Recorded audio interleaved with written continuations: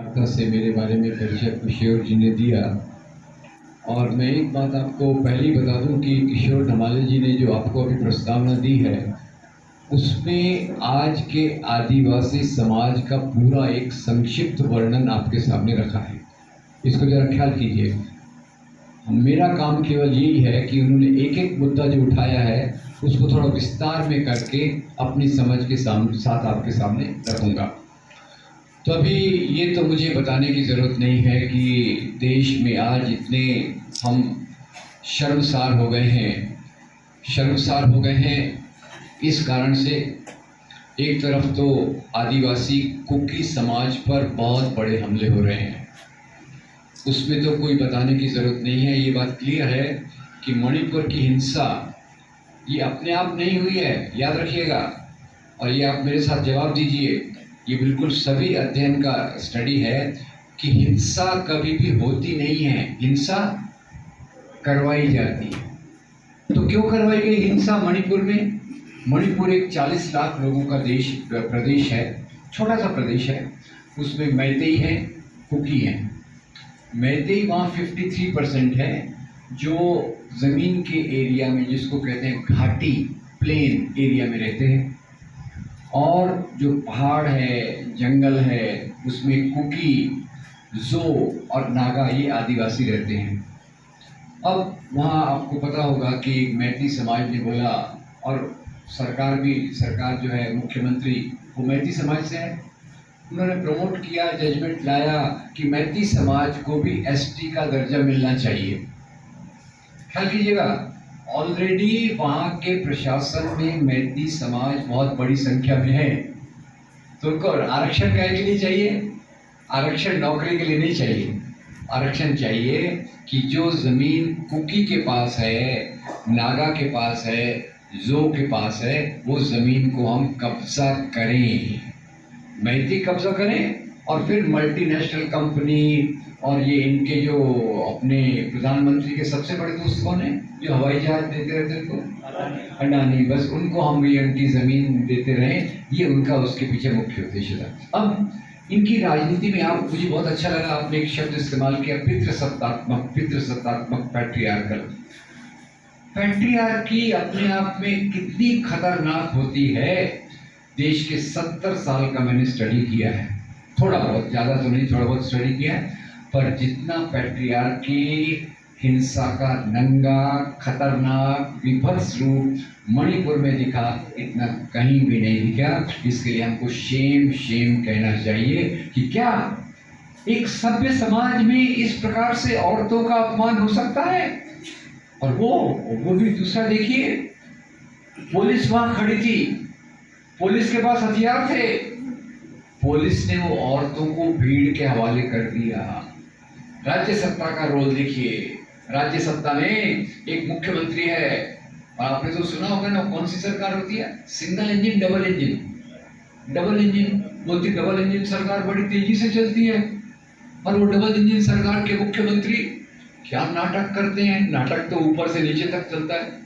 अब उन पर बहुत आलोचना हुई तो वो अपना त्याग पत्र लिख के आए, और आपने लोगों को बोला मेरा त्याग पत्र लेके आप फाड़ देना, कहीं मेरे को रियल में रिजाइन ना करना पड़े। नाटक करने की तो आदत अपने यहाँ, सिंगल इंजन ऊपर बैठा है, डबल इंजन नीचे बैठा है, नाटक तो सभी करते हैं।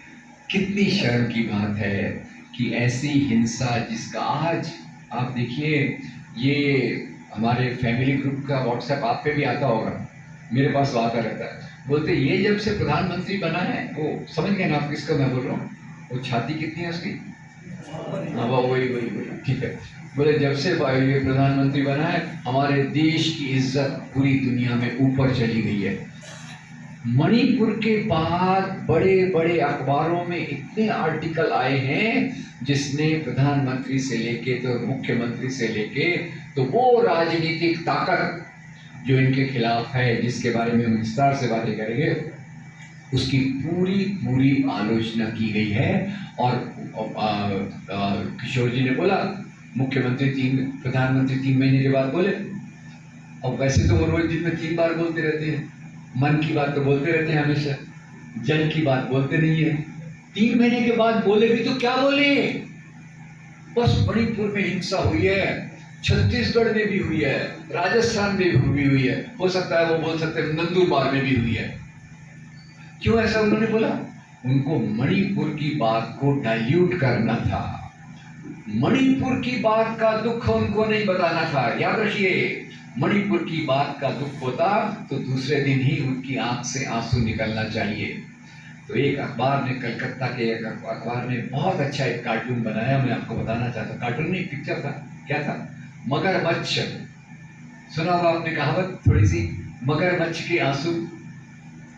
मगरमच्छ के आंसू को निकलने में भी 3 महीने लग गए। चमड़ी मोटी है ना, कितने इंच की चमड़ी आपको दिख गई? ये शर्म की बात है कि हम ऐसे देश में रहते हैं, ऐसी सरकारें हैं, ऐसे प्रधानमंत्री हैं जिनके पास आदिवासियों का दुख, आदिवासियों की पीड़ा और स्त्रियों की पीड़ा का कोई मतलब नहीं रह जाता। थोड़ा एक बात याद आ गई तो पहले मैं स्त्रियों के बारे में कह दूं, और इसके बारे में मैं दूसरे सत्र में भी कहूँगा। थोड़ा मैं आपसे सवाल भी पूछूंगा, उसका बुरा मत मानिएगा। ये आपको पता होगा नहीं, हमारे जो प्रधानमंत्री वगैरह वगैरह हैं, ये जो राजनीति है, राजनीति करते हैं, इनके बड़े विचारक हैं जिसको ये बहुत प्रमोट करते रहते, उनका फोटो हर जगह लगाते। वो अंडमान वाले कौन है? वो सावरकर। सावरकर कभी क्यों आया? मणिपुर की घटना होने के बाद सबसे पहले मेरे दिमाग में सावरकर का नाम आया। क्यों आया बताता हूँ आपको। अब अपने महाराष्ट्र के छत्रपति शिवाजी महाराज, हम उनका आदर करते हैं, वो लोक कल्याणकारी राजा थे। तो एक मैं आपको घटना बताना चाहता हूँ। एक बार छत्रपति महाराज की सेना कल्याण पर लूट मार करने गई। अब ये बात क्लियर है, हर एक राजा की सेनाएं दूसरे क्षेत्र में लूट मार करने जाती थी, और पितृसत्तात्मक समाज है, फौज के पास पावर होता है, पैसा तो लूटती है, स्त्रियों को भी उठा के लाती है। शर्म की बात है, ये सिस्टम में आज भी हम रह रहे हैं। तो शिवाजी महाराज की सेना, शिवाजी महाराज थोड़े अलग थे, तो शिवाजी महाराज की सेना का वो जो सूबेदार था, उसने कल्याण के सूबेदार की पुत्रवधू जो सुंदर भी थी, उसको उठा के ले आए और महाराज को भेंट के रूप में दिया। बोले, महाराज हम आपके लिए सुंदर सी भेंट लाए हैं। तो सूबेदार को लगा कि महाराज तो हम पे खुश होंगे, हमारा प्रमोशन कर देंगे, सूबेदार से ऊपर एक पदवी दे देंगे। महाराज उसके उलट उन पे गुस्सा हो गए। बोले, आपकी हिम्मत कैसे हुई, किसी पर स्त्री को आप इतने अत्याचार से उठाकर लाए हैं, इसको आप उतने ही आदर के साथ वापस देकर आइए। तो बताइए, शिवाजी महाराज ने अच्छा किया या बुरा किया? अच्छा किया। पर अपने जो प्रधानमंत्री के गुरु हैं, जो ये परिवार के गुरु हैं, उनका नाम क्या है? वो जो अंडमान की जेल में थे, सावरकर। सावरकर ने शिवाजी महाराज की आलोचना की। क्या आलोचना की? शिवाजी महाराज, आपने उनको उसको वापस क्यों कर दिया? आपको दिखा नहीं कि ये बदला लेने का मौका था? बदला लेने का मौका था। तो बदला किससे लो? स्त्री के शरीर से। स्त्री के शरीर से बदला लेना, ये इस राजनीति का भाग है जो पितृसत्तात्मकता में विश्वास रखती है। इस पर मैं बाद में आऊंगा। तो पहले तो मणिपुर की जो दुख और पीड़ा है, उसके लिए जितना कहा जाए वो कम है। और मणिपुर के बारे में जितनी दुख और पीड़ा है, उससे ज़्यादा पीड़ा मुझे इस बात की है, हमारे जो शासक, prime minister, double engine triple engine के लोग हैं, उस पर उन्होंने जिस प्रकार से रवैया अपनाया, चुप रहे, और आखिर में 30-36 सेकंड का उनका वीडियो है, 36 सेकंड में मणिपुर के साथ छत्तीसगढ़ को जोड़ दिया, राजस्थान को जोड़ दिया, इधर को जोड़ दिया। ये मणिपुर की घटना जितना ही शर्मनाक है। Shame shame to such rulers जो पितृसत्तात्मक मूल्यों को बढ़ाकर हमारी आदिवासी महिलाएं, आदिवासियों पर इस प्रकार से अत्याचार कर रहे हैं। दूसरी घटना पता नहीं आपके ख्याल में आई कि नहीं, वहाँ भी डबल इंजन है, आपके पड़ोस में है। पता नहीं मैं कौन से राज्य में हूँ, मेरा कंफ्यूजन हो जाता है। ये हमारे दोस्त जहाँ ले जा रहे हैं, मैं चुपचाप उनके पीछे जा रहा हूँ। अभी हम कौन से राज्य में हैं? महाराष्ट्र में। ठीक है, आपके पड़ोस में कौन सा राष्ट्र है? मध्य प्रदेश इधर है, गुजरात इधर है। मध्य प्रदेश में भी डबल इंजन है, और वहाँ एक प्रवेश शुक्ला नाम का भारतीय जनता पार्टी का सदस्य। पार्टी का नाम मैंने ले लिया है, सॉरी उसके लिए बोलता हूँ, पर क्या करूँगा, थोड़ी बहुत राजनीति तो करना पड़ता है। मतलब राजनीति में तो मैं नहीं, चुनावी राजनीति में तो नहीं हूँ, पर राजनीति में तो हूँ। किसी राजनीति को तो मैं रिजेक्ट करूँगा। तो प्रवेश शुक्ला भारतीय जनता पार्टी के मेंबर, उन्होंने एक आदिवासी के मुंह पर पेशाब किया। मुझे बोलने में भी शर्म आती है, ऐसे शब्द इस्तेमाल करने में आती है। और फिर वहाँ के मुख्यमंत्री ने नाटक किया। नाटक करना तो अपना काम ही है, बार बार कपड़े बदलना, 4-4 घंटे में नाटक करना, ये उनके खून में, उनके डीएनए में आ गया है। और ये मध्य प्रदेश में हुआ, मणिपुर में ये हुआ, और दोनों जगह जो इसके विक्टिम हैं, जो इसके शिकार हैं, जिनको टारगेट किया जा रहा है, वो है आदिवासी। अब आदिवासियों के बारे में थोड़ा पहले मैं विस्तार में और 2-3 चीज़ें बताना चाहूँगा। जैसे किशोर जी ने बताया कि आदिवासियों के बारे में सबसे पहले मुझे चिंता जो हुई वो 2002 के पहले हुई। वो कब हुई थी? 1999।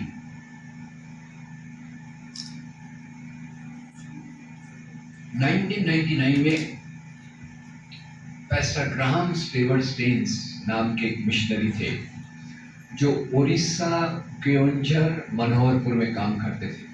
क्या काम करते थे? कुष्ठ रोग, लेप्रेसी के मरीजों को सेवा करना। ऑस्ट्रेलिया से आए थे, उनकी सेवा करते थे। और वहाँ फिर कोई उसी पार्टी का, उस संगठन का एक और संगठन है, नाम तो सुना होगा ना, वो बजरंग दल का एक था, उसका नाम था दारा सिंह, उसने नाम रखा हुआ था। उसका असली नाम था राजेंद्र पाल, और वो अपने बहादुर नाम रखने के लिए दारा सिंह खुद को बोलता था। तो ये पैस्टर स्टेन्स गांव-गांव जाते थे, लेप्रेसी के मरीजों की सेवा करते थे। और गांव किसका है? आदिवासियों का। आदिवासी ये जो पूरी पट्टी है, गुजरात से लेके, झाबुआ से लेके, झारखंड से लेकर उड़ीसा तक, उसके बीच में वो काम करते हैं। तो वो दिन भर उन्होंने आदिवासियों से बात की। रात को अपनी खुली जीप में 2 मासूम बच्चों के साथ सो रहे थे। एक का नाम था तिमोथी, एक का नाम था फिलिप। दारा सिंह बजरंग दल का कार्यकर्ता आया, उसने कुछ लोगों को भड़काया कि ये देखो, ये जो लेप्रेसी का काम करता है ना, ये तो बहाना है, असल में ये धर्मांतरण करना चाहता है। इनको धर्मांतरण से बड़ी तकलीफ होती है। बाबा साहब ने धर्मांतरण किया, उससे पता नहीं ये कुछ नहीं कर पाए, थैंकफुली। बाकी लोग जो धर्मांतरण करें अपनी चॉइस से, मर्जी से, खुशी से, इच्छा से, उससे इनको तकलीफ होती है। क्यों? क्योंकि जो आदिवासी है, जो दलित है, वो हमारे कब्जे में रहना चाहिए। इस पर भी मैं आऊंगा। और अगर हमारे कब्जे से बाहर गया तो हम तो उसका विरोध करेंगे। तो पैस्टर ग्राहम स्टेन्स को, स्टुअर्ट स्टेन्स को, उसके 2 मासूम बच्चों के साथ जिंदा जला दिया गया। मैंने स्टडी किया, उसके बाद मैं उड़ीसा बहुत बार गया, तो पता चला असली मामला ये है कि वहाँ आदिवासी शिक्षित हो रहे थे। इस पर मैं आऊंगा। आदिवासी एरियाज में इतनी हिंसा क्यों है? इधर डांग देखिए, इधर झाबुआ देखिए, इधर झारखंड देखिए, उधर उड़ीसा देखिए, ये पूरी पट्टी में उस समय एक प्रकार से हिंसा का माहौल था। तो मैंने इसको समझने के लिए बार बार क्या था कि ऐसे अविनाश भाई जैसे दोस्त मुझे जगह जगह बुलाते थे बोलने के लिए। तो एक तरह से तो मैं बोलता हूँ, और दूसरी तरफ से वहां से जाके समझता भी हूँ कि यार क्या हो रहा है। तो मैं फिर इसी मामले में मध्य प्रदेश में झाबुआ नाम की एक जगह है। अब ये ख्याल से सुनिएगा कि इनको धर्मांतरण से तकलीफ क्यों है, इनको मिशनरी लोगों से तकलीफ क्यों है, आदिवासियों के बीच में शिक्षा से तकलीफ क्यों है, आदिवासियों के बीच में स्वास्थ्य सुविधाओं से तकलीफ क्या है, जरा सुनिएगा। तो क्या हुआ, मैं मेघनगर नाम की एक जगह है झाबुआ के पास, झाबुआ के पास मेघनगर में गया। तो दिन भर का वर्कशॉप था, ऐसे ही जैसे आप जैसे दोस्त आए, तो दिन भर वहाँ टीचर्स और सीनियर लोग थे, ज़्यादातर क्रिश्चियन मिशनरी थे, कुछ वो अपने कैसेट में थे, ड्रेस में, नन्स और पादरी वगैरह थे, स्टूडेंट भी थे। तो मैंने सवेरे के 2 सेशन लिए। 2 सेशन के बाद लंच के लिए फादर प्रिंसिपल जो थे मुझे अपने ऑफिस में ले गए। ऑफिस में गया, मैं उनके साथ खाना खा रहा था। मैं तब तक उनको बोला, भाई फादर आप तो अंदर के एरिया में रहते हैं, आजकल ईसाइयों पे बहुत हमले हो रहे हैं आदिवासी एरिया में, तो आपको डर नहीं लगता क्या? सुनिएगा फादर क्या बोलते हैं। फादर बोलते हैं, राम तुम्हारी ये कल्पना गलत है कि मेघनगर इंटीरियर है। मेघनगर पुराना शहर है, बराबर शहर है, यहाँ सभी लोग रहते हैं और यहाँ मेघनगर में हमको डर नहीं लगता। पर हाँ राम, तुम्हारी बात ये सच है कि हमारे जो साथी फादर्स, नन्स, पैस्टर्स आदिवासी एरिया में काम करते हैं, उनको आजकल डर लगता है।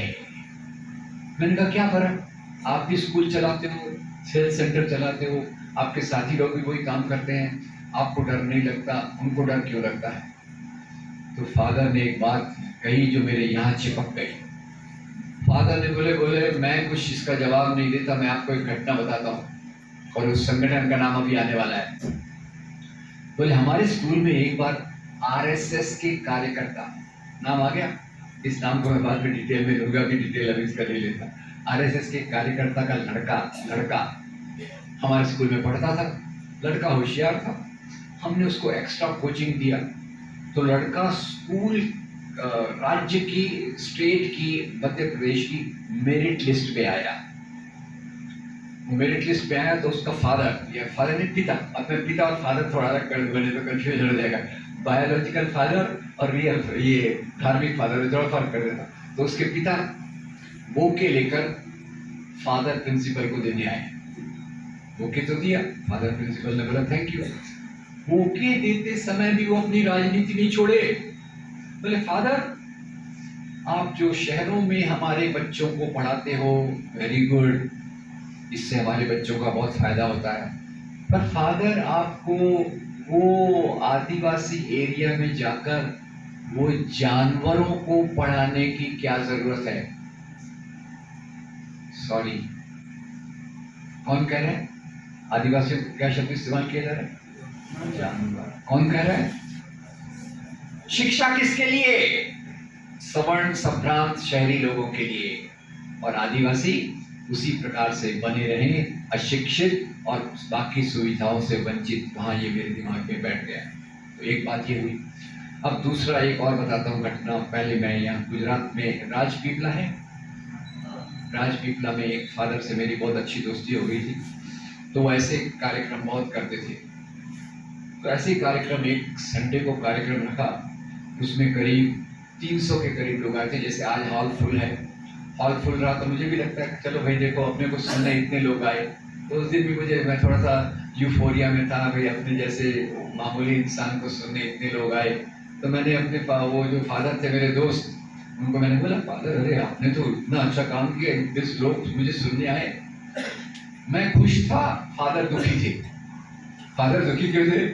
बोले अरे ये तो बहुत कम लोग आए, मैं उम्मीद कर रहा था कि इससे 4 गुना ज्यादा लोग आएंगे।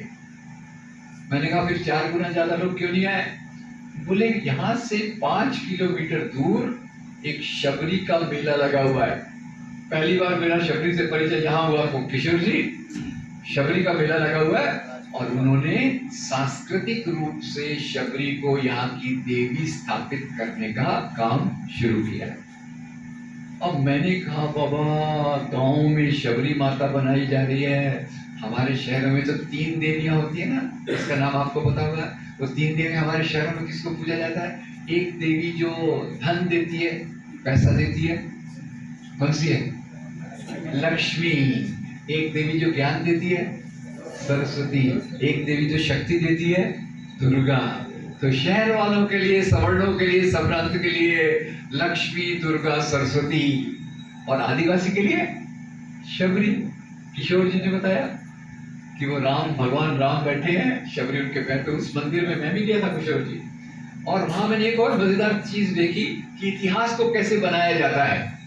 तो वहां उस समय वो स्वामी असीमानंद थे। असीमानंद से भी आपका परिचय कराऊंगा। वो विश्व हिंदू परिषद के थे, जानते होंगे ना विश्व हिंदू परिषद? उनके वो है ना बजरंग दल, विश्व हिंदू परिषद, बीजेपी, और सबसे ऊपर वो खाकी चड्डी वाले राइट, तो ऐसा उनका संगठन है 4 लेयर पे। तो वहाँ विश्व हिंदू परिषद वाले स्वामी असीमानंद जी का आश्रम भी था। ये भी घटना सुनिए मजेदार। मंदिर में मैं गया, मेरे दोस्त 2-3 साथ में थे, तो मुझे क्या बताते हैं, हर जगह भगवान राम थे। अब भगवान राम कहाँ थे, कोई बोलता है श्रीलंका में थे, श्रीलंका में जाओ तो वहाँ उनकी जगह बताते हैं। कोई छत्तीसगढ़ में कोई एरिया बताते हैं कि भगवान राम तो वो दंडकारण्य एरिया में यहीं आए थे। सब जगह 50-50 स्टोरी सुनती मिलती है, मैं सबको सुन के अपने यहाँ जमा कर लेता हूँ। तो वहाँ मुझे शबरी के मंदिर में एक दीवार पे निशान लगा हुआ था। मैंने पूछा, भाई ये निशान वो यानी जैसे अपन किसी चीज को चमकाते हैं ना तो पत्थर पे निशान हो जाता है। मैंने बोला निशान काय का है? बोले भगवान लक्ष्मण जी को भी मैं भगवान बोलता, नहीं तो प्रॉब्लम हो जाएगा। भगवान का बहिगे वो भगवान होना चाहिए, ठीक है। भगवान लक्ष्मण ने यहाँ अपने तीर को शार्प किया था। मैंने कहा वाह, क्या मस्त इतिहास बताया जा रहा है, तीर को यहाँ शार्प किया। अब तो ये पहली बात मुझे समझ में आ गई कि एक आदिवासियों के बीच में जो शिक्षा फैलाएगा उसका फेट पेस्टर स्ट्रेन्स जैसे होगा। नंबर 2, आदिवासियों को अपनी तरफ आकर्षित करो, उनका एक कल्चरल इंडोक्ट्रिनेशन करो। शबरी माता मामला यही नहीं रुकता, मामला आगे जाता है। और वहां मैंने जगह जगह देखा, कोई भी बड़ा पत्थर रहा उसको गेरुआ रंग पोत देते और क्या बोलते, किसका मंदिर है ये? हनुमान जी। गेरुआ रंग किस पे बोलते हैं? हनुमान जी का मंदिर है। फिर मेरे दिमाग की बत्ती जलना चालू हो गई कि भाई हमारे शहरों में तो भगवान राम को बड़ा प्रेरित किया जाता है, भगवान राम के नाम पर मस्जिद तोड़ी जाती है, भगवान राम के नाम पर मस्जिद तोड़ी जाती है, मस्जिद तोड़ने के बाद दंगे करवाए जाते हैं। और ये आदिवासी क्षेत्रों में भगवान हनुमान जी का इतना प्रमोशन क्यों हो रहा है? तो हमारे एक दोस्त हैं संभाजी भगत कैसे बहुत अच्छा पोवाड़ा है, सुनिएगा कभी। और वो कहते हैं कि हनुमान जी को एक तरह से शबरी को चुना गया। शबरी गरीब है, राम की सेवा करती है। हनुमान जी को क्यों चुना गया? क्योंकि आप देखिए हनुमान जी के सामने कौन सा शब्द है? राम भक्त हनुमान, राइट। तो राम किसका प्रतीक है? सवर्ण शहरी लोगों का। और हनुमान जी की अगर प्लास्टिक सर्जरी भी किया ना, प्लास्टिक सर्जरी बोलते हैं उसको, यहाँ से बीच से काटा तो अंदर क्या दिखता है? राम भगवान दिखते हैं। और तीसरा जो ये हमारे दोस्त संभाजी भगत बताते हैं हनुमान का चुनाव क्यों हुआ।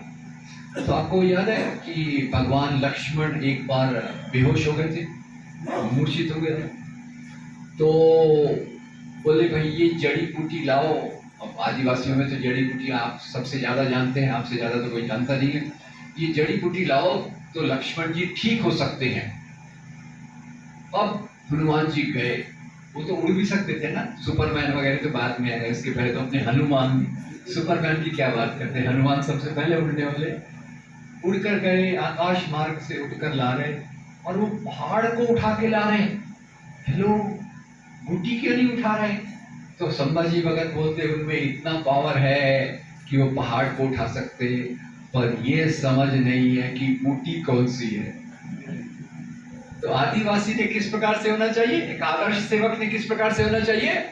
जिसके पास शारीरिक शक्ति हो भगवान की सेवा करने के लिए, पर दिमाग का काम वो भगवान पे छोड़ दे या आरएसएस पे छोड़ दे। आरएसएस आपके लिए सोचता रहेगा, आपके लिए एक हिंदू राष्ट्र बनाता रहेगा। तो ये मेरे खुद के अनुभव है दोस्तों, मैंने खुद इस बात को महसूस किया पिछले 10-15 साल जो मैं आदिवासी एरियाज में घूमा, उसमें इस बात को महसूस किया। अभी मणिपुर में मैंने बताया कि मणिपुर में जो घटनाएं हुई, उन घटनाओं में भी जगह जगह जो आदिवासियों पे जिस प्रकार से हमले हो रहे हैं, उसका सबसे बड़ा उद्देश्य है कि वहाँ की ज़मीनों पर कब्जा करना। अब इतने सालों से पर्यावरण की रक्षा कौन कर रहा है? आदिवासी। आदिवासी के मुख्य उन्होंने किस चीज़ की संरक्षण किया? जल, जंगल, जमीन। और उसी पर जो हमले हुए सबसे पहले अंग्रेजों के दौरान हुए। अंग्रेज आए, उस पर उन्होंने अपना कब्जा जमाने की कोशिश की और उसी के विरोध में भगवान बिरसा मुंडा, आप क्यों याद करते हैं उनको? उन्होंने पूरे विरोध उसका किया। और यहाँ मैं इनका फोटो देख रहा हूँ, जसपाल सिंह जी, उन्होंने भी कितनी बहादुरी से आदिवासियों के हितों को सामने रखा, इस बात को ख्याल कीजिए। अब मैं तो आदिवासी शब्द का इस्तेमाल करता हूँ। मैं नया नया ये स्टडी कर रहा था तो मेरे को पता चला कि एक संगठन है, वही संगठन, वो इसको आदिवासी नहीं कहता, क्या कहता है? वनवासी। फिर मैंने सोचा भैया ये वनवासी क्यों बोलते हैं भैया। तो अब पहले तो आपको एक नई स्टडी बता दूं, थोड़ी लेटेस्ट स्टडी है, ये पिछले 3 साल में आई है। उसको अंग्रेजी में कहते हैं पॉपुलेशन जेनेटिक्स। पॉपुलेशन जेनेटिक्स यानी वो बताती है कि किसी जमीन पर सबसे पहले कौन आया, उसके बाद कौन आया। और ये तो आपको पता होगा, जो ये सबसे बड़ा आज राजनीतिक संगठन है वो ये बताने की कोशिश कर रहे हैं कि आर्य यहाँ के मूल निवासी थे, आर्य यहाँ के मूल निवासी थे, और इसीलिए वो बोलते हैं ये मुसलमान विदेशी है, ये क्रिश्चियन विदेशी है। अब ये अपने आप को खुद आर्य को मूल निवासी कहना है तो आदिवासियों को क्या कहेंगे? आदिवासियों को तो आदिवासी कहेंगे तो प्रॉब्लम हो जाएगा। आदिवासी टर्न होकर कहेंगे भैया तुम उनको विदेशी कह रहे हो, उनको विदेशी कह रहे हो, तुम भी तो विदेशी हो, तुम भी तो साइबेरिया के एरिया से आए थे, तो साउथ रशिया में साइबेरिया के एरिया से आए थे। और पॉपुलेशन जेनेटिक्स ने सिद्ध किया है जो यहाँ का आदिवासी समाज है वो भारत में करीब 6000 साल पहले आया था, और आर्य लोग जो आए थे वो 4500 साल पहले आए थे। पहले कौन आया था? आदिवासी। फिर आर्य आए, आर्य ने उनको लड़ झगड़ कर जंगल में रह गए चलने, तब उसको एक दूसरे रूप में प्रस्तुत करते हैं। इस संगठन को पूरी चीजों का दोष मुसलमानों को देना रहता है। इसलिए क्या बोलते हैं कि भाई नहीं, आदिवासी तो ये वनवासी हमारे हिंदू समाज का भाग है, ये तो हमारे हिंदू सरीके हैं। उसमें भी मैं मेरी छोटी सी समाज आपके सामने रखना चाहूँगा, ये हिंदू समाज का भाग है। मुसलमान राजा आए, उन्होंने इनको कन्वर्ट करने का ट्राई किया। अब भैया मुसलमान राजाओं का काम कन्वर्शन करना था कि राज्य फैलाना था? सोचिए, राजा लोग कन्वर्ट करने आते हैं कि धर्म फैलाने, कि अपना राज्य फैलाने आते हैं? राज्य फैलाने आते हैं। तो इनको उन्होंने डायरेक्ट कर दिया कि मुसलमान राजा इनका कन्वर्ट करना चाहते थे, इनका स्वाभिमान बहुत बड़ा था, इसीलिए जंगलों में भाग गए। और फिर आगे आगे आगे उनका मैन्युफैक्चर देखिए, जंगलों में भाग गए इसलिए उनकी जाति व्यवस्था नीचे गिर गई। ये कैसे गिरी भाई? जंगल में रहने से जाति कैसे गिर जाती है ये उनका वो जाने, पर इस मामले में बड़े कलाकार हैं, ये बड़े माहिर हैं कि चीज़ों को कैसे तोड़ना मरोड़ना और अपनी राजनीति के हिसाब से उसको सूट करना। अब जब हमारा आज़ादी का आंदोलन हुआ तो उसमें बहुत सारी चीज़ें जो आई, उसमें एक बात ये थी कि आदिवासियों को एक संरक्षण की ज़रूरत है। इसलिए आर्टिकल 370 कहा था? कश्मीर। और उनके एजेंडा में क्या था? आर्टिकल 370 को हटाना। आर्टिकल 371 को भी क्यों हटाना चाहते हैं? कि इनकी आदिवासियों की ज़मीन पर इनका पूरा कब्जा हो सके, और उस ज़मीन के आधार पे वो जिनके एरोप्लेन में घूमते हैं अपने प्रधानमंत्री और उसके टाइप के पूरे लोग, और कई प्रधानमंत्री के दोस्त तो बहुत सारे पैसे लेके विदेश भी चले जाते हैं ना, 9 साल से विदेश गए हुए, इतने एफिशिएंट हैं, उनको वापस नहीं ला सकते। 12,000 करोड़ की प्रॉपर्टी कोई ले गया, कोई 20,000 करोड़ ले गया, कोई 10,000 करोड़ ले गया, उसको वापस लाने की कोई ज़रूरत नहीं है। उनके ऊपर इतने बड़े बड़े लोन है बैंक के। आपके ऊपर बैंक का लोन होगा तो बैंक वाले क्या करेंगे? आपकी ज़मीन का नीलाम कर देंगे, घर का नीलाम कर देंगे, और वहाँ उनकी जो ऊपर कर्जा है उसको बोलते राइट ऑफ कर देते। यदि ये लोन ऐसा है जो रिकवर नहीं कर सकते तो ऐसा हजारों करोड़ का लोन उन पर माफ कर देते हैं। तो आदिवासी समाज की जो समस्या है वो यहाँ के आम समाज के समस्या से जुड़ी हुई है, जिसमें खास तौर से दलित, मजदूर, महिला और आदिवासी इनके सवाल हैं। अब थोड़ा समय ये अभी जो कॉमन सिविल कोड की बात आप कह रहे थे, कॉमन सिविल कोड पे भी थोड़ा समय बता दूं कि कॉमन सिविल कोड में भी इस सरकार को रियल में कोई इंटरेस्ट नहीं है। रियल सरकार में कोई इंटरेस्ट नहीं है। ये कितने साल से पावर में है ये सरकार वाले? 9 साल से। कुछ बोला क्या? कि हमको 9 साल में सिविल कोड लाना है, नहीं देना। उनके जो गोल पहले वाला तीर था कौन सा, मंदिर बनाने का, पूरा हो गया।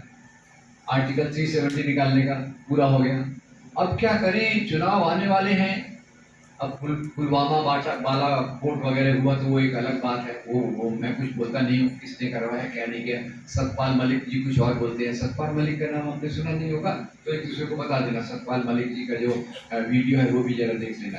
तो अभी उनके हाथ में क्या दिया है, यूनिफॉर्म सिविल कोड। अब यूनिफॉर्म का मतलब तो एक्चुअली होता है ड्रेस मैंने जो कपड़े पहने, तो यूनिफॉर्म सिविल कोड का मतलब क्या, हम लोग सब बैठे सबका एक ही प्रकार का यूनिफॉर्म, एक ही प्रकार के कपड़े होना चाहिए। एक्चुअली उसका शब्द होना चाहिए कॉमन सिविल कोड।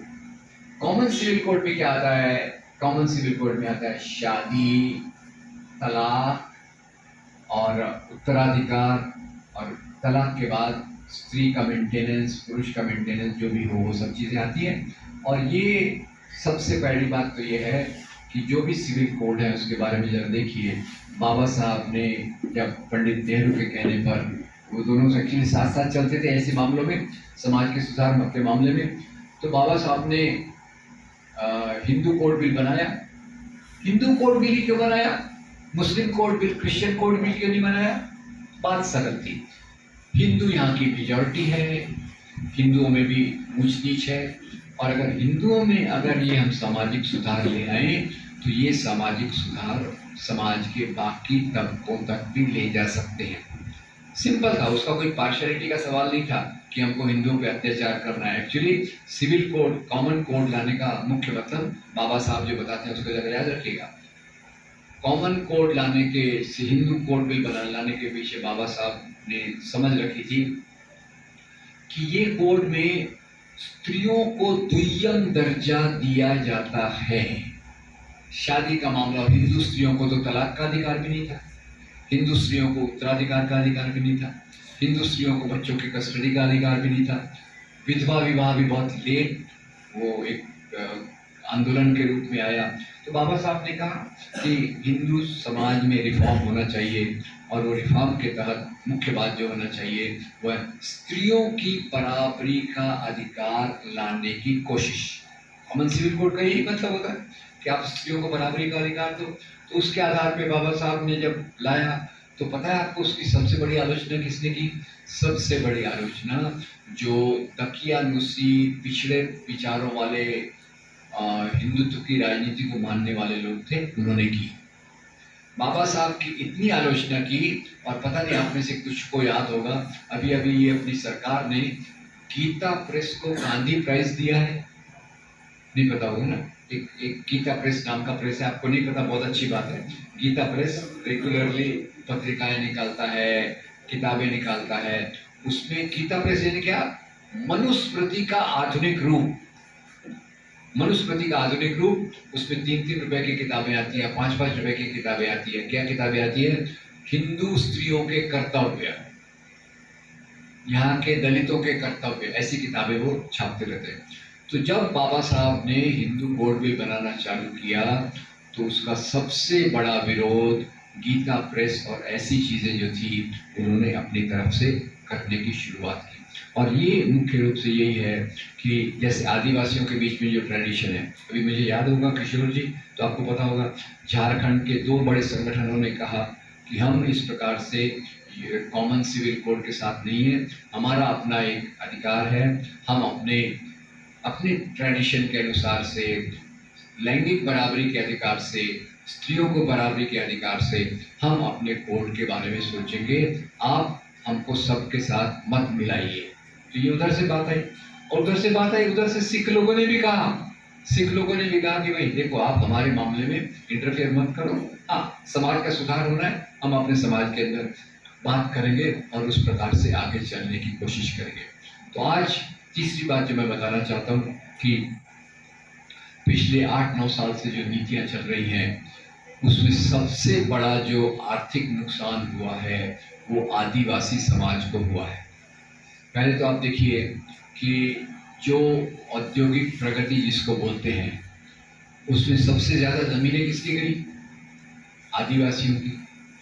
आदिवासियों की ज़मीनें गई, औद्योगिक प्रगति होना चाहिए, पर नौकरियां भी मिलना चाहिए, किसको भी नौकरियां मिलना चाहिए, जिनकी ज़मीन लेते हैं उनको प्रेफरेंस मिलना चाहिए, प्रायोरिटी मिलना चाहिए, ये इंडस्ट्रीज़ के साथ साथ समाज में चलना चाहिए।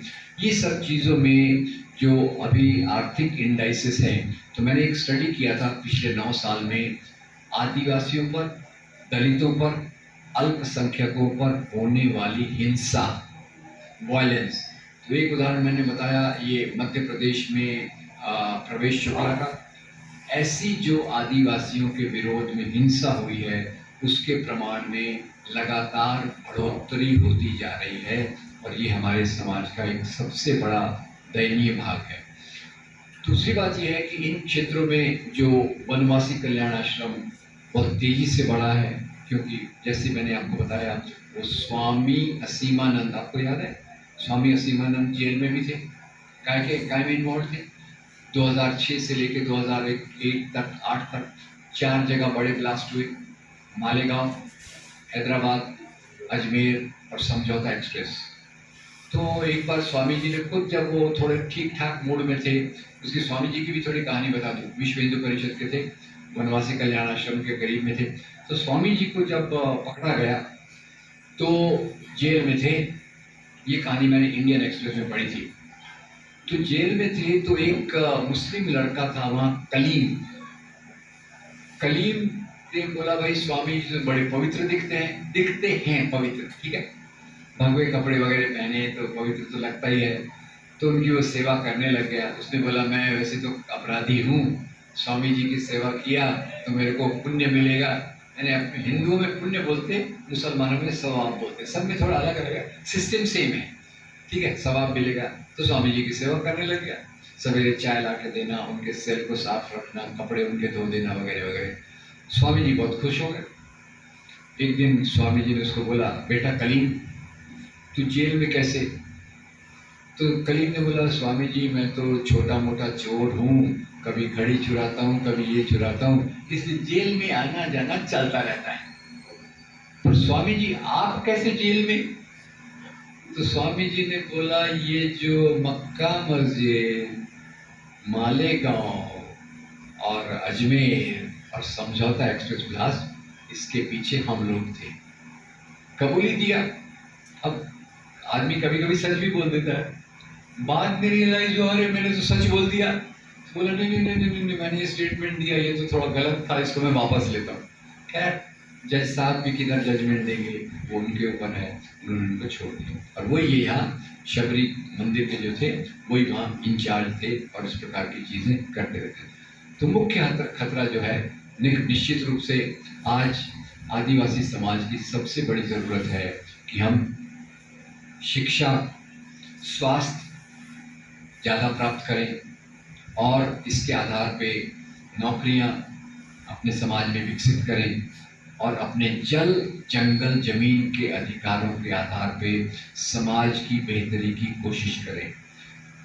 कोई भी कल्चर जो होता है, संस्कृति जो होती है, उसके अंदर एक जीवंत पना होता है, वो जीवंत संस्कृति होती है और उसी संस्कृति के आधार पे वो समाज जुड़ा हुआ रहता है। और ये बात हमारे भारत के आदिवासियों में बहुत बड़े पैमाने पर है। अभी आप पूरी ये पट्टी जो मैं बता रहा था, इधर से गुजरात का डांग, मध्य प्रदेश का झाबुआ और उड़ीसा में कंधमाल का एरिया, इस एरिया में इन्होंने क्या किया। डांग की घटना तो किशोर जी ने बताया, मैं थोड़ा आगे एक और घटना बताता हूँ। इस एरिया में इन्होंने अपने बड़े बड़े आश्रम खोले और इन्हीं आश्रमों के चलते ये वहाँ के जो आदिवासियों को है लुभाते हैं, अपनी तरफ लाने की कोशिश करते हैं और साथ ही साथ आदिवासियों के बीच में जो दूसरे लोग काम करते हैं उनकी आलोचना करते हैं, उनको गालियाँ देते हैं, उनको मारते पीटते हैं। तो ये बात झाबुआ में आपको याद होगा कि कुछ नन्स के ऊपर बलात्कार हुआ। मणिपुर तो अभी हुआ, झाबुआ में नन्स के ऊपर बलात्कार हुआ। तो उस समय भाजपा के या बीएसपी के एक लीडर थे, उनका नाम था BL शर्मा, उपनाम लिखते थे प्रेम। अब प्रेम का इन लोगों से क्या लेना देना मुझे नहीं पता, पर वो अपना उपनाम लिखते थे प्रेम। उन्होंने कहा नन्स पे ये जो बलात्कार है ये राष्ट्रवाद का काम है। तो आज मोदी जी का चुप रहना और दूसरे लोगों का इसके सीरियसली नहीं लेना, ये कोई मेरे लिए आश्चर्य की बात नहीं है, क्योंकि ये स्त्री के शरीर को एक जमीन के रूप में मानते हैं जिस पर ये विरोधियों से बदला ले सके। खैर, अंत में उसमें एक और घटना जोड़ दूं कि उड़ीसा में कंधमाल में बहुत बड़ी हिंसा हुई, बहुत लोग मारे गए, बहुत सारे चर्चेस को तोड़ा गया। वहाँ स्वामी लक्ष्मणानंद काम कर रहे थे। स्वामी लक्ष्मणानंद बूढ़े भी थे और कई ऐसा कहते हैं कि माओवादियों ने उनका मर्डर किया। माओवादियों ने उनका मर्डर किया। अब मर्डर के बाद होना क्या चाहिए कि आप शांति स्थापना के लिए काम कीजिए, पर सरकार ने क्या किया, उस समय एक और व्यक्ति थे प्रवीण तोगड़िया, आजकल तो वो दिखते नहीं है, पहले वो अपने मुंह से बहुत जहर उगलते थे। प्रवीण तोगड़िया वहाँ गए, उन्होंने स्वामी जी की डेड बॉडी को लेकर एक जुलूस निकाला। डेड बॉडी को लेकर जुलूस निकालने गया तो लोग भड़केंगे या नहीं? भड़केंगे। और जिस एरिया से जुलूस निकाला गया वहीं दंगे करवाए गए, जिसमें आदिवासी लोगों को नुकसान हुआ, चर्चेस को नुकसान हुआ। तो आदिवासी समाज पर आज जो हमला है वो एक है सांस्कृतिक रूप से शबरी हनुमान, एक। दूसरा ये बताना कि आदिवासी भी हिंदू समाज का भाग हैं। अब हिंदू समाज का भाग है यानी कैसे? वैसे तो मैं हिंदू समाज के अपने आप में बहुत बड़ा चैप्टर है। हिंदू में भी दो परंपराएं हैं, एक ब्राह्मणवादी परंपरा, एक श्रमणवादी परंपरा। ब्राह्मणवादी परंपरा यानी क्या? जो जन्मजात ऊंच नीच में विश्वास रखती है, जो मनुस्मृति में आती है, वेदों में आती है, और सारी तो एक किताब में सारी सरप्राइजिंग बताऊंगा, गीता में भी इसी प्रकार की ऊंच नीच की बात कही गई है। इसलिए बाबा साहब ने कहा था गीता जो है वो मनुस्मृति का सारांश है।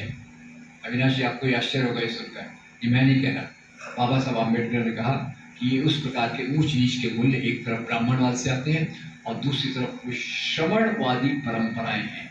श्रमणवादी परंपराओं में नाथ, तंत्र, भक्ति, शैव, सिद्धांत, ये प्रकार के मूल्य हैं। उसमें सिर्फ आप भक्ति को याद कीजिए, कबीर, तुकाराम, नामदेव, नरसिंह मेहता।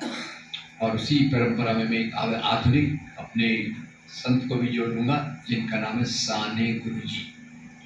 तो ये जो परंपराएं हैं, इन्होंने बराबरी की बात की, समाज में प्रेम की बात की, और जो ब्राह्मणवादी परंपरा है वो ऊंच नीच के आधार पे समाज को ले जाना चाहती है। तो आज वनवासी कल्याण आश्रम का उद्देश्य ये है कि आदिवासियों को बताया जाए कि आप हिंदू समाज का भाग हैं और आपके दुश्मन कौन हैं? आपके दुश्मन ये मुसलमान हैं। तो यहाँ मैं आपको एक उत्तर प्रदेश में एक सुहेल देव नाम के पासी समाज के एक लीडर थे, सुहेल देव। तो उन्होंने क्या किया, आदिवासियों को अपने साथ करीब लाने के लिए दो तरीके अपनाते हैं। एक तो आदिवासियों के बीच में से उनके जो कुछ प्रतीक हैं, सुहेल देव, ये रानी कमलापति, और दूसरी इनको लेकर इनका ये गुणगान करते हैं और उनको ब्राह्मणी रंग में मुस्लिम विरोध के रूप में प्रस्तुत करते हैं। तो जैसे अपने शिवाजी महाराज का ये पुतला बनाते, सुहेल देव का पुतला बना रहे, सुहेल देव के नाम पे ट्रेन चला रहे, रानी कमलापति के नाम पे ट्रेन चला रहे, और वहाँ जो हमीदगंज स्टेशन एमपी में है, आपको तो पता होगा ना, ये लोग कई स्टेशंस के नाम बदलते रहते, उनको बहुत तकलीफ हो रही, फैज़ाबाद नाम से तकलीफ है, इलाहाबाद नाम से तकलीफ है, तो नाम बदलते रहते। तो हबीबगंज का नाम उन्होंने एक आदिवासी रानी कमलापति के नाम पे कर दिया। पर साथ में ये क्या करते कि भाई ये एक हिंदू रानी थी और ये मुसलमानों के खिलाफ थी। सुहेल देव को बताते हैं, उसके बारे में वो कई कहानियां बनाते हैं। सुहेल देव का में ये कहानी बताते कि वो उसने गाजी मियाँ की वहाँ दरगाह है, लोग दरगाह पे भी जाते हैं, लोग संतों की जगह पे भी जाते हैं। तो गाजी मियाँ को ये मुस्लिम बता के सुहेल देव ने गाजी मियाँ को मारा। यानी सुहेलदेव आदिवासी दलितों का प्रतीक, गाजी मियां मुसलमानों का प्रतीक, और उसके आधार पे वो आदिवासियों को अपनी तरफ विन ओवर करने की कोशिश करते हैं। नंबर एक।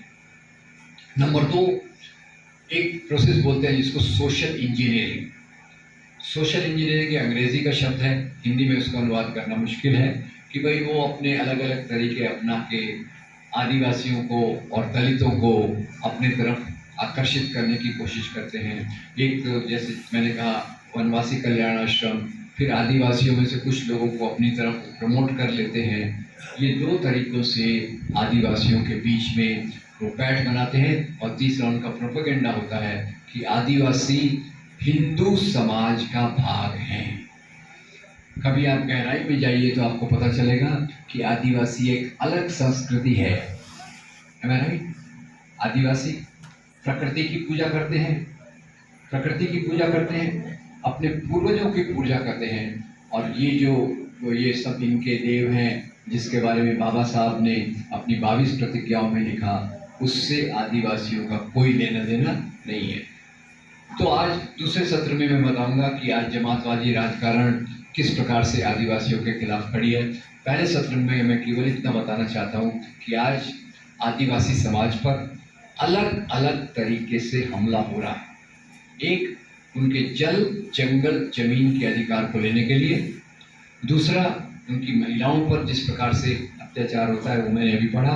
एक हॉस्टल में, गर्ल्स हॉस्टल की लड़कियों को कैसे ले गए होटल में और कहा उनको नाचने के लिए कहा। फिर मणिपुर की घटना का तो खैर जिक्र करने का सवाल नहीं है। तीसरा, सांस्कृतिक रूप से उनको हिंदू बताने की कोशिश करना। चौथा, शबरी, हनुमान, इसके माध्यम से उनके नए प्रतीक खड़े करना। चौथा, सुहेलदेव और रानी कमलापति, इसके आधार पर उनको बताने की कोशिश करना कि आप लोग भी हिंदू हो, हमारे छतरी में आ जाओ तो आप बेहतर तरीके से रहोगे। तो मैं इतना अगले सत्र में मैं जो आज कौन सी राजनीति मजबूत है, आज की राजनीति किस प्रकार से काम कर रही है, जो पूरे हमारे समाज की विविधता अलग अलग तबकों के अधिकार को किस प्रकार से दबाना चाहती है, मैं अगले सत्र में कहूँगा। इस सत्र में मैं इतना ही कहूँगा कि ये आदिवासी समाज को अपनी पहचान, अधिकार और संविधान में दिए हुए प्रोविजंस की सुरक्षा करने के लिए एक बड़े आंदोलन की जरूरत है। और मैं ये भी कहना चाहता हूँ कि आंदोलन, इसके साथ समाज के वो सभी आंदोलनों को जोड़ने की जरूरत है जो शोषण के खिलाफ काम कर रहे हैं, जो जाति व्यवस्था के खिलाफ काम कर रहे हैं, जो संविधान को बचाने के लिए काम कर रहे हैं, जो लोकतंत्र को बचाने के लिए काम कर रहे हैं। उन सब के साथ मिलकर हमको अपने आंदोलन को विकसित करने की जरूरत है, ताकि हम अपनी पहचान और अधिकार दोनों को मजबूत कर सकें। Thank you very much.